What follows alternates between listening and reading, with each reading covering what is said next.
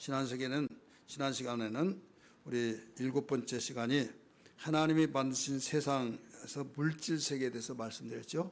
기억나시나 모르겠어요. 물질 세계. 그래서 천지창조 물질 세계 6째 날까지 만들었는데 첫째 날, 둘째 날, 셋째 날만 알면 넷, 다섯, 여섯째 날은 쉽다. 끼워 넣는다고 그랬죠. 그래서 천지창조에 대해서 말씀을 드렸습니다. 오늘 우리는 이어서 세상을 만드셨는데 물질 세계만 만든 것이 아니라 사람을 만들었다. 그래서 신학적으로 분류하면 인간 창조 이렇게 말을 합니다. 인간 창조에 대해서 말씀을 우리가 사람을 만드신 가운데서 본질적으로 보는 것과 기능적으로 보는 것이 차이가 있어요. 히브리 사람들의 사고력은 통전적 사고방식을 가지고 있어요. 통전적, 모든 것을 하나로 보는 거예요. 예를 들어서 이 종을 보면 이 하나의 종이죠. 하나의 종이에요. 그런데 이것을 분석적으로 보면 이거 밑판과 윗판, 맨 위에 꼭대기, 그리고 이걸 소리나 치는 것 뭐 해서 분리를 시키고 있죠. 그래서 분석적입니다. 그리고 구약에 보면 하나님의 이 사고력을 강조하고 있고, 이 신약에서는 편지를 써서 어느 교회에게 쓰느냐, 그리고 그 나라가 어디냐라고 할 때는 그 표현이 달라져요. 그래서 상대방의 눈높이에 맞추다가 보니까 고대 그리스 철학이란 말을 많이 듣죠. 이 철학자가 지금 아무리 많이 있다 할지라도 고대 철학자들의 그 수준에 미치지를 못합니다. 중세시대 예술가들이 많이 나왔는데 지금 아무리 예술가가 대단하다 할지라도 그 시대에 예술가를 미치지 못해요. 그걸 보면 참 계속 날로 성장하고 그런데 물론 다른 분야는 성장하고 있죠. 그 과학과 지능적인 이 세계 또 유진자 그 측면에서 과거는 흉내도 못 냈죠. 그런데 어쨌든 이 고대 철학에서는 이 그리스라고 하는 나라가 헬라 철학이라고 헬라 제국 시대에 이 철학을 발전시켰어요. 그래서 세계 모든 철학자들이 그리스에서 수학을 하고 그랬을 때 그들의 사고력을 더 전파시키죠. 근데 그들은 휴머니즘이에요. 모든 관점이 어디를 보느냐? 인간을 기준해서 보는 거예요. 인간을. 근데 히브리적 사고는 하나님을 기준으로 해요. 모든 관점이 하나님이거든요. 그래서 하나님을 기준한 시각에 보는데 지금 사람의 기준이 있는 사람에게 하나님의 기준으로 밑도 끝도 없이 계속 하다 보면 거부하는 충돌이 많이 일어나잖아요. 그래서 그들에게 미끼를 이제 주는 거죠. 그 미끼가 뭐냐면 그들의 말했던, 그들이 주장하고 사고력을 가졌던 그 사고를 인정해 주는 거죠. 인정해 주면서 미끼 딱 물면은 끌어오면은 나중에 잡았다 하듯이 이제 그들의 콧대 쓰여지고 세계 제국 시대 헬라 제국 대단하잖아요. 그들이 그들을 이렇게 해주면 좋은데 깔아 뭉기면 너희들 아무것도 아니야. 너희가 믿는 신 아무것도 아니고 우리가 믿는 신이 최고야. 그러면 무조건 우리 전도하다 보면 그렇잖아요. 이 불교에 속하는 신이 아니다고 사람이라고 하면 밑도 끝도 없이 그러면 틀리든 맞든 나는 지금 내가 불교에 몸담고 있어요. 기분 나쁘겠어요? 좋겠어요? 입장을 바꾸는 생각하더라도 나쁜 거예요. 그러니까 마음문을 딱 닫고 그래 니네들 좋으면 니네들 실컷 믿어라. 나는 나대로 간다. 이런 식이 되죠. 근데 복음은 어떻게 해서라도 내가 가지고 있는 그 깊은 소식을 상대방에게 전해주는 거고 그 영향력 속에서 그 복음을 듣고 돌아오게 만든 것이 주 목적이에요. 그러다가 보니까 헬라 제국시대 때 헬라가 모든 나라를 정복하고 나라가 넓혀지고 영토가 넓혀지면서 이제 복음화가 되어지면서 복음을 이제 그들에게 전해줘야 된다 이거죠. 여러분 역사적으로 노마가 망하고 헬라가 망하고 노마 제국 시대가 왔잖아요. 근데 이 알렉산더가 예수님 나이에 죽었어요. 33살에 죽었는데 그 성교학적인 측면에서 본다고 한다면 하나님이 역사의 주인공이잖아요.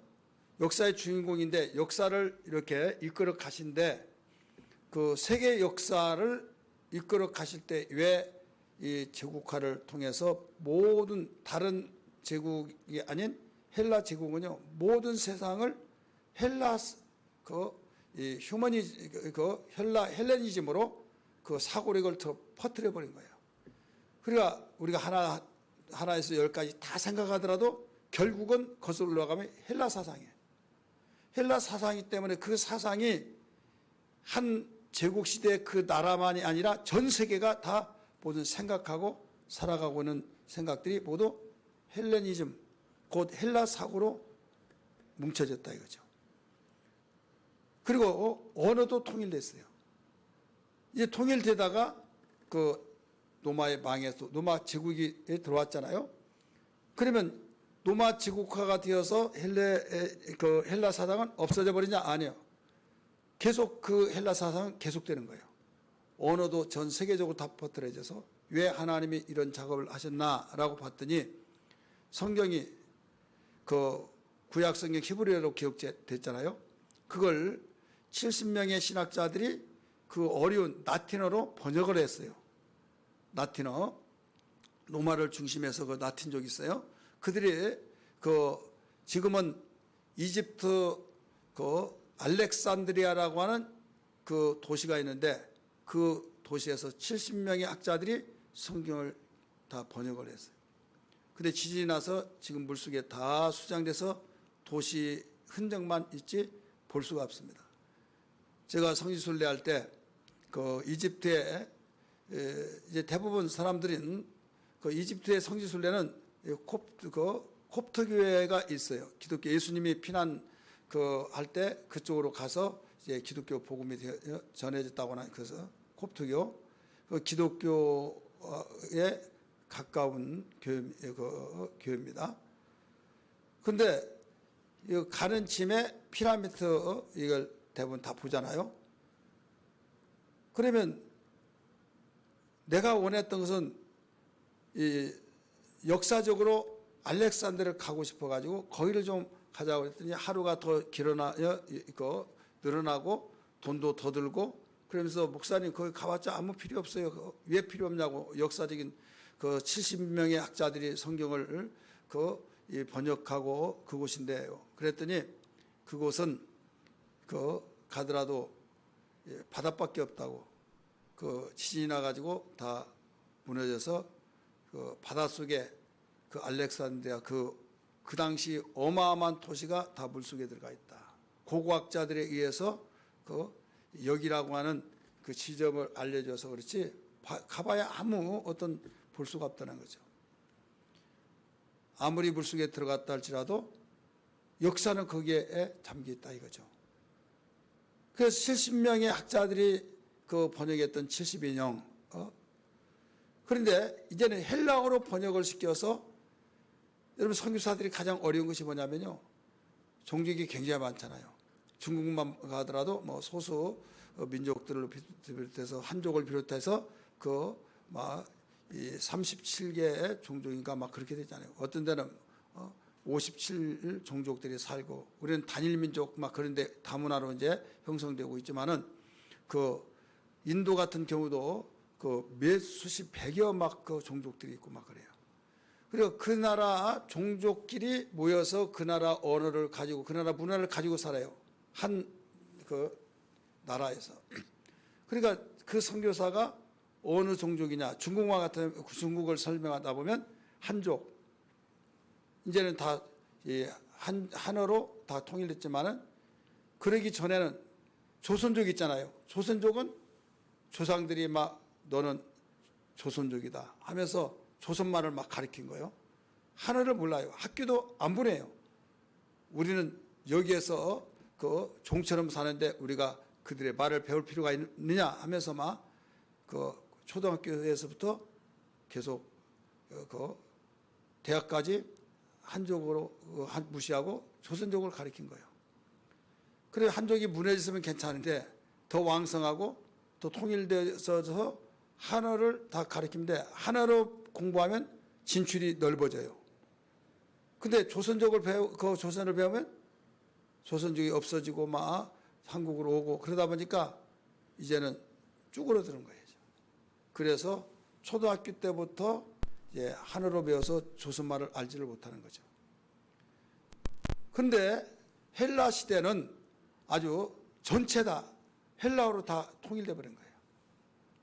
통일되어서 그 통일된 그 이유를 하나님의 섭리가 어디 있나라고 생각해 봤더니 거기에 그 성경을 헬라어로 기록을 하게 하셔서 이 성경을 통해서 복음이 전파되기 위해서 하나님이 밑판을 깔아놨다 이거죠.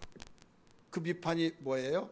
헬라 제국화를 만들어서 그 땅이 없어서 정복할 땅이 없어서 통곡했다는 말이 있잖아요. 그 모든 중세시대 때 그 땅들을 다 점령시키고 점령하고 다 정복하고 거기에 복음이 성경이 헬라어로 기록돼서 다 보급됐다. 야, 하나님은 참 존재하시고 이렇게 자상하시구나 이걸 알 수가 있죠. 그러다가 보니까 헬라어로 기록해서 복음이 전달되는데 그들은 헬라 사상이 있잖아요. 그 사상을 그들은 우월감 있잖아요.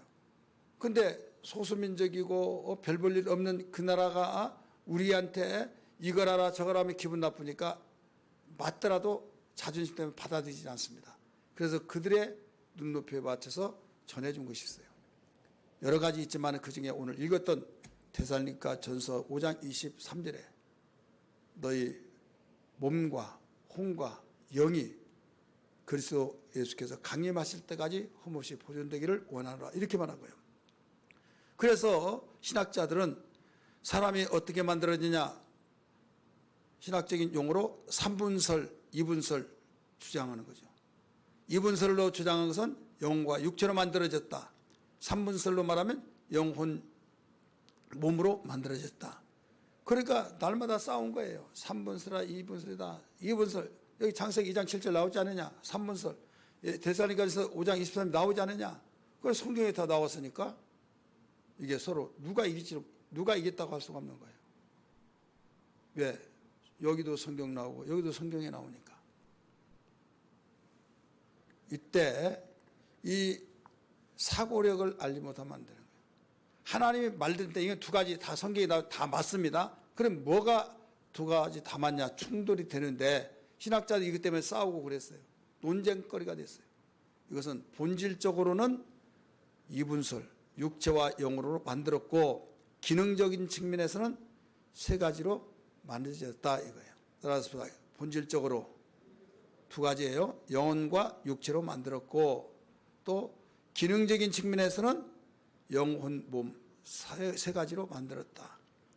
근데 히브리 사람들은 통전적이기 때문에 합치고 합치더라도 본질 자체는 더 틀린데 합칠 수가 없잖아요. 가령 고양이과 그리고 고양이과들을 다 해서 호랑이도 고양이과잖아요. 해서 다 고양이과들은 다 하나로 묶어서 말을 할 수 있잖아요. 근데 과가 틀려버리면 합칠 수가 없어요. 그래서 그 영혼과 육체는 합칠 수가 없어요. 하나로 될 수가 없다. 왜? 본질 자체가 달라요. 흙에서 나오고 하나님께서 나오고. 그래서 본질적으로 다릅니다. 그래서 본질적인 사람의 존재는 육체와 영으로 되어 있다 해서 이분설을 강조하고 있어요. 그런데 이제 본질적인 것이 아니라 기능적인 측면에서는 달리하고 있는 거예요. 세 가지로 되어 있다 이거죠. 이것이 몸, 혼, 영 이렇게 되어 있다 이거죠. 몸의 기능은 뭐가 있어요? 의지적인 거죠. 혼의 기능, 감정적인 거죠. 마음. 그 다음에 영의 기능, 하나님과의 관계죠. 영원히 사는 항구적인 존재. 그래서 이 세 가지로 하다 보니까 데살로니가 전서가 3분설로 기록이 되어진 거예요. 오늘 제목은 이미 말씀드렸던 것처럼 하나님이 만드신 세상, 하나님이 만드신 세상이 한두 가지가 아니죠. 그래서 물질 세계로 만든 것을 지난 시간에 말씀드렸고 6일 동안에 그 다음에 사람을 만드는 오늘 말씀을 사람에 대해서 말씀드리려고 그래요. 그렇다면 우리 창세기 2장 7절에서는 두 가지 본질이 다른 존재로 존재를 만들어서 하나가 되게 하셨다. 우리 인간은 그래서 어느 민족이든지 어떤 사람이든지 남자든 여자든 어린아이든 어른이든 동서 고금을 막론하고 모든 사람이라고 한다면 두 가지 본질만이 다를 뿐입니다. 따라서 두 가지 본질, 하나는 무슨 본질이에요? 육체의 본질, 하나는 영혼의 본질. 창세기 2장 7절에 말씀하셨잖아요. 그래서 육체의 본질은 흙에서 나왔어요. 오늘 오전 시간에도 말씀드렸지만은 흙에서 나왔기 때문에 흙에서 나온 식물을 먹고 살고, 영은 하나님께로부터 나왔기 때문에 하나님께로부터 나온 것을 먹고 사는 거예요. 육체는 흙에서 나왔기 때문에 흙에서 나온 식물을 먹고 살기에 인간의 노력을 통해서 얼마든지 육체의 양식은 얻을 수가 있어요. 그런데 영혼은 하나님께로부터 나왔기 때문에 인간이 노력해서 양식을 얻을 수가 없어요. 하나님의 은혜로서만이 양식을 먹을 수밖에 없는 겁니다. 예수님은 하나님의 제1의 은혜인 걸 믿기 바랍니다. 그러면 일이 있으면 이가 있다는 거죠.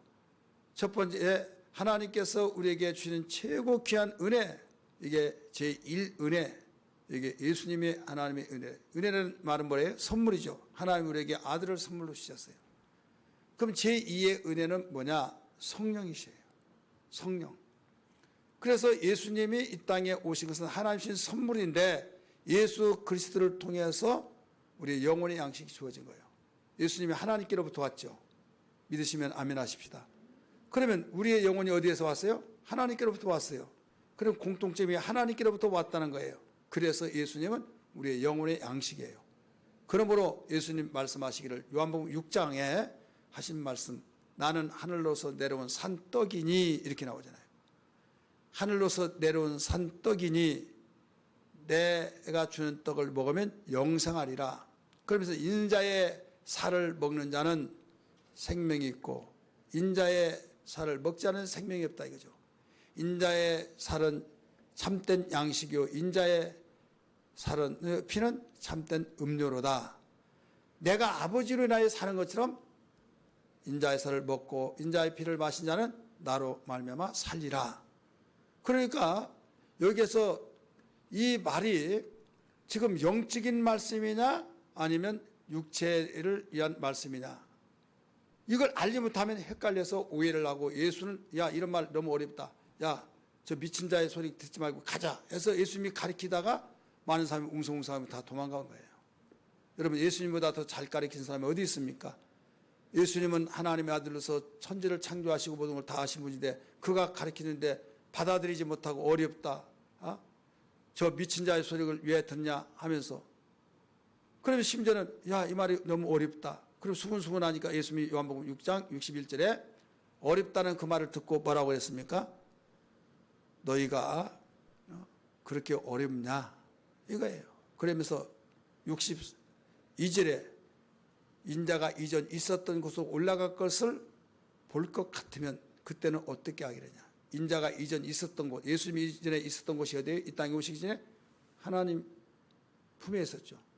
올라간 것을 볼 것 같으면 그때는 어떻게 하겠어요? 그래도 안 믿겠느냐 이거예요. 그러면서 63절에 살린 것은 영이니 육은 무익하니라 나오잖아요.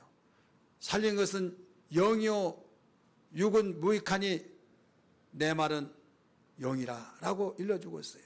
요한복음 6장 63절에. 그러면서 그동안에 인자의 살을 먹는 자는 생명이 있고 인자의 살을 피를 마신 자는 바로 생명이 있다고 가르쳐준 것은, 단순한 우리가 육체의 살, 여기서 살을 어떤 잘라서 먹는다든지 포를 떠서 먹는다든지 그 말이 아니라, 살을 뵈면 피가 나오잖아 해가지고 빨아서 먹는다든지 그런 말이 아니라. 근데 듣는 사람은 그렇게 듣는 거예요. 그렇게 듣다 보니까 미쳤느니 뭐하니 귀신이 들렸니 하면서 다 도망간 거예요. 왜 그랬습니까? 도망간 이유는 한번 보세요. 예수님이 뚱뚱했어요? 아니면 날씬했어요? 예? 이상한 목사가 나와가지고 그것까지 오늘 오후에 오신 분만 내가 가르쳐 줄게요. 여러분, 예수님이 잘생겼어요? 못생겼어요? 그건 알죠? 몰라요? 이사야 53장에 나옵니다. 흠모할 것도 없다고 그랬어요. 여러분, 이쁜 사람 잘생긴 사람은요, 여자들이 남자 잘생겼다고 하면 빨리 와, 얘 찾아봐. 너무 잘생겼어. 너무 잘생겼어. 이쁜 사람 이렇게 또 찾아보죠. 비기는 사람 찾아보지도 않아요. 연한 순 같고, 연한 순. 그 다음에 흠모할 것도 없고, 예수님이 못생겼다는 거예요. 연한 순. 야리야리 해가지고, 뚱뚱하지도 않아요. 근데 예수님이 나타나셔서 가버나움 회당에서 인자의 살을 먹고 인자의 피를 마신다는 생명이 있고 막 하니까 지금 그냥 막 이렇게 고릴라처럼 막 뚱뚱하다면, 고래처럼 막 큰 뚱뚱하다면 이 사람 다 먹고도 앉겠다 하겠지만은 야리야리한 뼈에다 가죽만 입혀놓은 그 예수 저자가 자기의 살을 먹고 자기의 피를 먹는 자는 영생이 있다고 하니까 여러분 이해가 되겠어요? 안 되잖아요. 미치지 않고는 저렇게 말할 수 없다 이거죠. 근데 예수님이 또 하지 말, 내가 진실로 또 강조하고 있어요. 이게 요한복음 6장을 여러분 잘 보세요. 저는 누가 목사님이 설교하기 좋아하니까 마지막 설교를 하고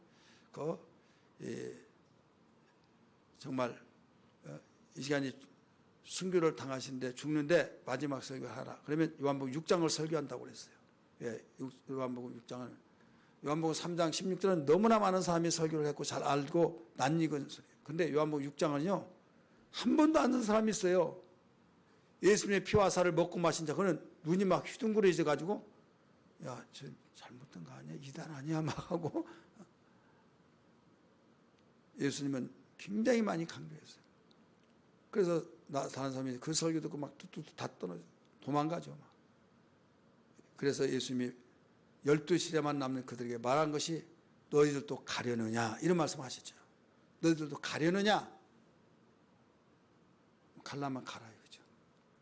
예, 내가 잘못 말했다 해가지고 나 할 수 없다 이거죠. 너희가 간다 할지라도 나는 혼자 있지 않다. 아버지가 나와 함께 계시기 때문에 나는 혼자 있는 것이 아니다 말씀하셨어요. 베드로가 뭐라고 그랬어요? 요한복음 6장 68절에 주의 영생의 말씀이 계시오매 우리가 누구에게로 가오리까 하면서 가지 않겠습니다 이 말이에요. 여러분, 오늘 우리는 이와 같이 헬라 사상을 가지고 있는 그들에게 지금 오직 분리할 수 있다고는 다 분해를 해서라도 하지만은 이건 분리할 수가 없다. 분리해서는 안 된다. 이게 통전적으로 보는 것은 히브리 사상으로서 그래서 그들은 막 통째로 다 먹어버린 거예요. 그래서 율법은 그들이 다 외우게 그런 만들고 막 그래서 통전적인 사고이기 때문에 하나님의 의도, 하나님의 뜻을 알지 못하면 그들은 신앙생활을 잘못한다는 걸 알기 때문에 하나님은 그 사고력을 주신 거예요. 여러분, 어떤 목사님이 설교할 때 잘 쪼갠다, 참 아주 잘 나눈다, 이것은요 좋은 소리가 아니에요. 근데 목사님 잘 쪼개십니다. 잘 쪼개십니다. 잘 달리고 있는 자동차를 다 분해해 보세요. 갈 수 있는지. 못 가잖아요. 분해된 부속을 다 합쳐가지고 조립을 해서 한 대 자동차가 돼서 자동차의 목적은 교통수단으로서 빨리 가기 위한 목적으로 수단이 되어진 거잖아요.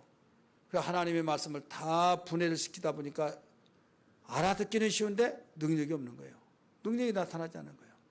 여러분, 하나님 말씀을 다 조립하듯이 통전적으로 보기를 바랍니다. 그래서 우리 인간은 통전적으로 볼 때 두 가지로 됐다. 영혼과 육체로 됐다. 본질이 다르다. 그래서 흙으로 나왔고 하나님께로 나왔고 먹는 양식도 다르다. 그래서 우리는 예수님이 떡으로만 산 것이 아니다. 강력하게 가르쳐 주면서 하나님의 입에서 나오는 모든 말씀으로 살 것이니라 라고 말씀하신 거예요. 그럼 떡은 필요하냐? 필요 없다고 말하지 않았어요. 필요하지만은 떡만 가지고 사는 것이 아니다 이거죠. 그래서 여러분 강조해서 아시겠지만 사람이 떡으로만 살 것이 아니 그렇게 읽으면 안 된다고 그랬죠.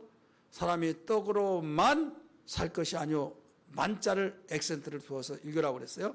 사람이 떡으로만 살 것이 아니요. 그러면 떡으로만 산 것이 아니라 떡 가지고 살지만은 떡으로만 산 것은 아니다. 하나님 말씀으로 사는 것이다.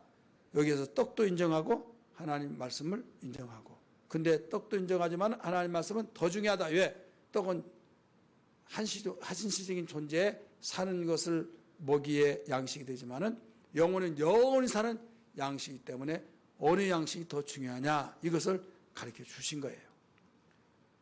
그러면 여기에서 우리 영혼이라고 하는 것은 이렇게 영원한 존재인데 성경에서 욥의 사건을 통해서도 잘 입증해 주고 있어요. 자, 욥이 아들딸이 몇 명이에요? 장로님? 신장로님, 아들딸이 합쳐서 몇 명이에요? 뭐 모르도 괜찮아요. 10명이에요. 아들이 몇 명, 딸이 몇 명이요? 10명은 아는데 예, 아들 7, 딸 3. 우리 김성원 장님 맞아요? 예. 10명입니다. 아들 7, 딸 3. 그런데 낙타는 그 몇 마리예요? 낙타. 양은 몇 마리고요? 소는 몇 개래요? 이제 그때는 깜깜이요. 성경 다 나와 있습니다. 욥기 1장 1절 이하에 나왔어요. 소는 500결이, 1000마리, 500결이가 한 결이가 2마리잖아요. 양은 7000마리. 양 몇 마리라고요? 양은 7000마리예요. 그 다음에 낙타는 3000마리예요. 그런데 왜 이 말을 알아놓아야 할 필요성이 있는가 하면 이 모년이 될 때 욥에게 축복하실 때 갑절로 축복하셨다고 그랬어요. 갑절로. 그러면 양은 몇 마리라고 그랬습니까? 벌써 잃어버렸어요? 예. 양이 3000마리니까 갑절로 축복하셨으니까 몇 마리로 축복하셨어요? 예? 양이 7000마리라고 했죠. 내가 3000마리라고 하지 않았죠. 7000마리? 7000마리가 14000마리고 낙타가 3000마리라고 그랬죠. 그 6000마리가 된 거예요. 소는 몇이에요? 1000켤레. 그러니까 그 2000마리가 되는 거죠. 500결이 배가 되니까 1000결이 가니까 바로 2000마리가 된 거죠. 그러면 자녀는 몇 명이에요? 20명이에요? 아니면 10명이에요? 아니 갑절로 축복했었는데 10명이죠. 대부분 거기에서 그러면 아들, 딸도 10명 있으니까 20명 됐겠네? 20명 언제 났대? 막 이렇게 생각을 해버렸어요. 1년에 한 명씩만 나도 20년 동안 하는데 어떻게 본인에 그렇게 많이 났나? 이렇게 하는데 여러분 10명이에요. 왜 10명이 될까요? 10명은 죽더라도 그의 자녀였어요. 예, 영혼이 있으니까. 다른 짐승은 흙으로 만들어져서 그냥 흙으로 가서 끝나버렸지만은 영혼이 있기 때문에, 사람은 영혼이 있기 때문에 여기에서 10명만 주신 거죠. 그렇게 했더라도 갑절의 복을 받았다는 것이 거기서 맞는 말씀으로 여기서 일러주고 있잖아요. 여러분, 우리 영혼은요, 어떤 누구도 소멸시킬 수가 없어요. 영원한 존재예요. 그래서 영혼의 때를 위해서 살아야 된다. 따라서 합시다. 영혼의 때를 위해서 살아야 된다. 그리고 영혼과 육체의 관계는 뭘까요? 육체는 영혼을 담는 그릇입니다. 그릇. 사도행전 9장 15절의 말씀 보면 예수께서 사도 바울을 향해서 나의 택한 그릇이니 이렇게 나와요. 그릇이니 지금 그릇이 없다고 한다면 내용물, 그냥 고체로 된 것은 그냥 손에 들고 다니고 할 수 있겠지만은 액체로 된 물건은요 손에 가지고 다닐 수가 없어요. 그릇이 있어야 해요. 물주머니라도 그릇이 있어야 하고 어떤 그릇이 없이는 담을 수가 없어요. 우리 영혼은 바로 그와 같습니다. 영혼을 담는 그릇이 육체예요.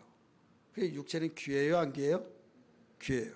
그런데 영혼이 더 귀해요? 육체가 더 귀해요?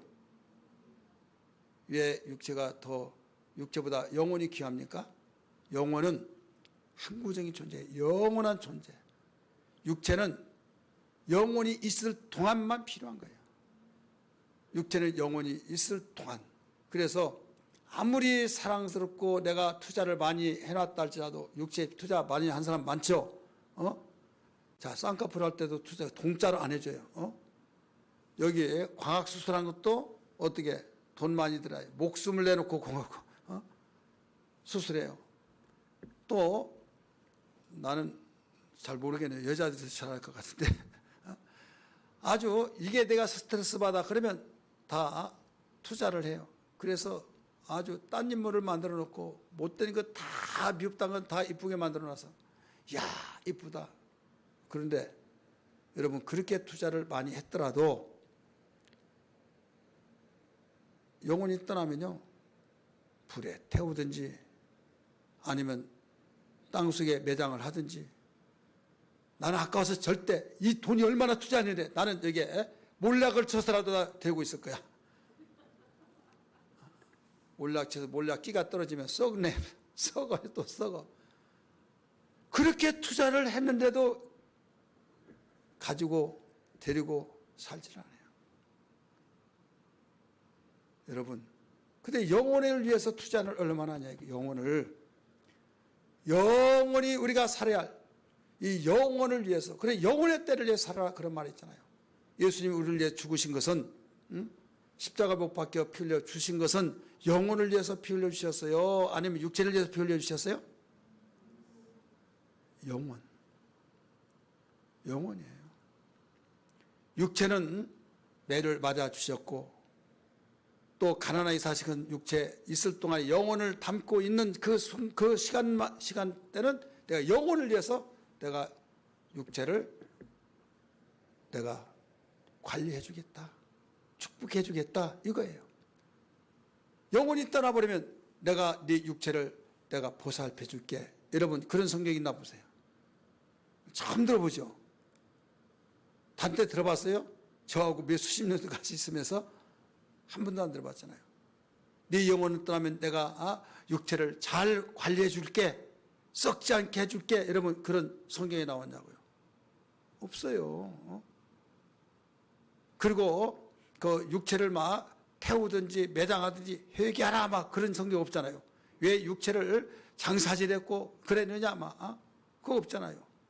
육체는 어떨 때만 필요하면 육체는 영혼을 담고 있을 때만이 영혼이 내 안에 있을 때만이 육체가 필요한 거예요. 그래 육체에서 떠나버리면 그때부터는 육체는 가치가 없는 거예요. 너는 흑인이 흑으로 돌아가라 이거예요. 그럼에도 불구하고 오늘날 육체를 위해서 살고 육체에 대해서 투자하고 영혼을 위해서는 깡마른 사람처럼 정말로 완전히 굶겨버리고 이러고 내가 나를 사랑한다고? 여러분 거짓말이에요. 어리석은 부자에게 뭐라고 했어요? 책방에 있잖아요. 어리석은 부자야. 오늘 밤에 내가 네 영혼을 도로 찾을 테니 네가 부유하다고 평생 먹고 산다고 쌓아놓고 배를 두들고 있는 그 모든 것이 누구의 것이 되겠냐고 말씀했잖아요. 이와 같이 하나님께 대하여 부여치 못한 것은 그와 같으니라. 어리석은 부자와 같으니라 라고 말씀했어요. 오늘 우리는 이 마인드를 좀 바꿔요. 영혼의 때를 위해서 살아야 된다. 나의 가치는 영혼에 있다. 믿으시길 바랍니다. 영혼에 있다는 것을 알고 그런데 사람의 문제는 이건 알잖아요. 분명히 믿지 않고 믿지 않는 것을 알아요. 아는데도 나도 모르는 사이에 육체에 대해서 투자를 많이 하고 영혼에 대해서는 투자를 안 해요. 영혼을 위해서 투자는 뭡니까? 기도하고 성경 보고 하나님의 말씀대로 살아가고 내가 잘못된 걸 회개하고 주님 오실 때 내가 주님을 사랑하고 하나님 사랑하고 이런 것이 투자잖아요. 시간 들여지고 사모하고 육체를 위해서 여러분 투자한 것은요, 거기에 그렇게 좋아했던 돈이 들어가요. 시간도 들어가고, 그렇지 않습니까? 여러분, 성형수술하는데 그냥 시간만 들어간 거 아니잖아요. 그 막대한 물질이 막 어떤 것은 뭐 몇천만 원씩 막 들어가잖아요. 그러니까 그만큼 들어가고 투자를 하면서까지도 한다 이거예요. 근데 영혼에 대한 투자는, 영혼은 돈으로도 투자가 안 된 경우가 있어요. 우리가 마음의 표시요 하나님의 사랑 표시로서 물질이 마음에 있고 하나님이기 때문에 그걸 들여진 것은 물질을 들여서 투자한 것 같지만은, 여러분, 마음이 없이 그냥 이 물질만 드린다고 한다면 이것은 하나님이 어느 기쁘다 하지 않습니다. 그렇기 때문에 우리 온 마음을 다해서 마음과 성품과 뜻을 다하여 주 하나님을 사랑하여야 될 줄 믿습니다. 그 오늘날 나와 여러분을 불러간다면 그때는 마다할 사람이 다 갑니다. 그리고 우리 이 세 가지가 있을 때 이제는 기능적인 면에서 봅니다. 기능적인 면. 이제 우리 마음은 뭐라고 그랬어요? 감정. 우리 인격적으로 볼 때 뭐라고 나와요? 지성, 감성, 의지 이렇게 말하잖아요. 지성과 의지와 감성. 이 마음을 인격이라 이렇게 말해요. 혼적이라 해요. 혼. 그래 데살로니가전서 5장 23절의 말씀 보니까 여기에서 너희 온 몸과 온 영과 혼과 몸을 그리스도께서 강림하실 때까지 흠없이 보존되기를 원하노라 이렇게 말했거든요. 그러면 여기에서 우리는 이 몸을 관리하는 거, 몸은 왜 필요하라고 했어요? 영혼을 담는 그릇이기 때문에 그래서 필요한 거예요. 또 우리가 주례를 할 때 결국은 실질적인 움직여서 작품을 만들고 몸이 해요. 내 속에 있는 마음과 생각이 주님을 향하게 만들고 육체는 또 하라 해서 하나님께서 머리의 명령 교통을 통해서 움직여져요. 이게 바로 영혼의 명령을 통해서 그 움직여지기 때문에 이것은 영혼을 위해서 사는 삶에 심는 겁니다. 신비하게 만들어라, 신비하게. 그래서 이렇게 만들어요. 이렇게 가르쳐 줬어요. 썩을 육체로 심어서 썩지 않을 것을 거두라 이거죠. 여러분, 썩지 않은 것은 뭡니까? 영혼이죠. 영생이죠. 그래서 썩을 육체는 뭡니까? 이 잡아당기면 아픈 몸이에요. 그래 육체에 있을 동안 이 썩을 육체로 심어라, 행하라, 이거에 순종하라. 그러면 내가 네 영혼의 소리를 듣고 진리의 말씀을 따라서 순종하면은 네 육체가 순종했잖아요. 네 육체가 순종했지만은 영혼의 명령을 통해서 하나님 말씀을 순종했다 이거죠. 그러면 나중에 거둘 것은 썩지 않을 영생을 거둔다 이 말씀이에요. 여러분, 육체는요 죄를 지켜야 하고 죄를 절정으로 지켜야 하는 건 다 누가 짓냐? 우리 육체가 지는 거예요. 따라서 합시다. 마음에서 미운 마음이 있더라도, 살인하고 싶은 마음이 있다 할지라도 내 육체가 안 하면 이 세상 보면 살인죄가 아니에요. 근데 속에서 막 우러나와서 막 분노를 느껴서 막 내가 어떻게 해버리려고 싶어. 왜라 모르겠다 해서 몸이 바로 상대방을 타살했다고 봅시다. 그러면 살인자가 돼요. 그러면 이 육체는 나중에 죽었어요. 그러면 야, 손 지금 무덤에 가서 너 손 누구 죽였으니 너 10년 아니면 50년 너 감옥에 갇혀 있어. 형 때려요? 이 죽으면요 육체는 아무런 책임감이 그냥 떠나버리는 거예요. 육체는 떠나버리고 바로 누가 그 거둔 것을 받느냐? 내 속에는 영이 받아요. 따라서 내 영혼이 그 모든 대가를 받는다 이거죠. 죄는 누가 짓고 벌은 누가 받아요? 죄는 몸뚱이가 죄를 짓고 또 벌은 누가 받아요? 내 영혼이 받고. 여러분, 그 원리를 알아요. 그러니까 우리는 내 몸에 어떻게 속은 거예요. 근데 내 몸에 속기 이전에 내 생각과 마음에서 결정이 되니까 몸이 움직여주는 거지, 내 마음과 내 생각과 마음이 결정되지 않은데 스스로 움직인 건 없잖아요. 만약에 나는 가만히 스스로 팍 하면서 상대방을 막 여기를 때렸다, 그러면 그 사람은 정신 이상 사람이지 정상이 아니잖아요. 다 생각과 마음의 결단을 통해서 행동이 저질러져요. 그래서 우리는 이 마음을 관리를 잘해야 된다, 생각 관리를 잘해야 된다 말씀하셨어요. 따라서 합시다. 땅이여 들으라, 이 백성이 재앙이 임하리니 생각의 결과라. 예레미야 6장 19절. 잠언 4장 23절. 무릇 지킬 만것이 네 마음이니 이에서 생명이 나느니라.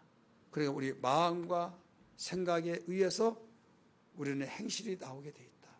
그래서 우리는 세상의 사람은 몸만 바로 붙잡아 버리고 몸을 통해서 어떻게 해서든지 막 틀어 막고 쇠사슬 세워놓고 뭘 채워서 절제시키게 하고 막 이렇게 하지만은요, 이건 근본적인 해결이 아니에요. 근본적인 해결은 마음에서 생각에서 해결이 되어야만 됩니다. 따라서 근본은 마음에서 생각에서. 사람은 노부터가 아니기 때문에 마음의 변화, 생각의 변화가 돼요. 그래서 이 마음의 인격적인 면에서 계속적으로 교육을 반복 훈련을 막 시키고 그러잖아요. 그런데 그렇게 시켜봤는데 되는 거가 또 안 돼요. 이건 근본 최고의 근본이 뭐냐? 내 영혼이에요. 따라서 내 영혼. 그래서 내 영혼이라고 한 것은 하나님과의 관계를 갖고, 그 다음에 내 마음이라고 하는 생각은 내 인격의 그 영혼의 지배를 받아요. 자, 내 영혼은 하나님의 터치를 받고, 또 내 생각과 내 마음은 누구의 터치를 받아요? 내 영혼의 터치를 받고. 이 육체의 모든 터치는 누가 어디에서 터치를 받느냐? 바로 마음과 생각에서 받는 거예요. 그래서 마음의 생각에서 어떻게 하라에 따라서 이 손이 움직여요. 그 다음에 내 마음의 모든 생각과 마음은 내 영혼이 충만하면 선한 일로 생각과 마음도. 근데 내 영혼은 누가 터치하냐 이거예요. 하나님이. 할렐루야. 그래서 하나님 잘 섬겨라. 하나님과 만남이 중요하다. 예수 잘 믿어야 된다. 성령 충만하라. 성령으로 충만하지 못하면 술 취할 수밖에 없는 사람과 같다라고 가르쳐 주셔서 술 취하지 말라, 이는 방탕한 것이니 오직 성령의 충만을 받으라 라고 말씀하셨어요. 오늘 우리는 어떤 일이 있더라도 이 사건을 기억하면서 성령으로 충만해서 우리는 육체의 모든 삶에 이르기까지, 자, 명령계통이잖아요. 따라서 하나님은 내 영혼을 충만하게 하시고, 내 영혼은 내 마음과 생각을 다스리게 하시고, 내 마음과 생각은 내 육체를 다스린다. 이게 명령이 축축축 조직적이잖아요. 그래서 우리는 성령 충만. 그러면 뭣도 모르는 사람은 따가워 죽겠어, 사람이 제대로 해야지, 성령만 충만하면 되냐마. 나는 무식한 사람이요. 똑같은 사람이요. 깊이를 생각하면 성령 충만하면 다 되는 거예요. 그런데 성령 충만을 오해하고 잘 모르니까 그런 말을 하는 거죠. 그래서 예수님이 숨을 후 쉬시면서 성령을 받으라 하셨고, 당신이 죽어서 하늘로 승천하시고 난 뒤에 성령이 오시면 하면서 성령의 터치받고 생활하고 성령께서 일러주신 대로 생활하라 가르쳐 주고, 교회를 통해서도 성령이 교회들에게 하신 말씀을 들으라. 모든 성령의 소리로, 기도할 때도 성령으로 기도하고, 봉사할 때도 성령으로 봉사하고, 가르칠 때도 성령으로 가르치고, 계속 가르쳐 주고 있잖아요. 오늘 우리는 성령 충만하여서 우리의 영혼이 성령의 터치받고, 우리 영혼은 마음과 생각을 터치하고, 마음과 생각, 우리 육체를 터치해서 일맥상통하게 바로 통일성이 있어서 우리는 온전한 하나님께는 영광이 우리의 복된 생활이 되기를 주의 이름으로 축원합니다. 할렐루야.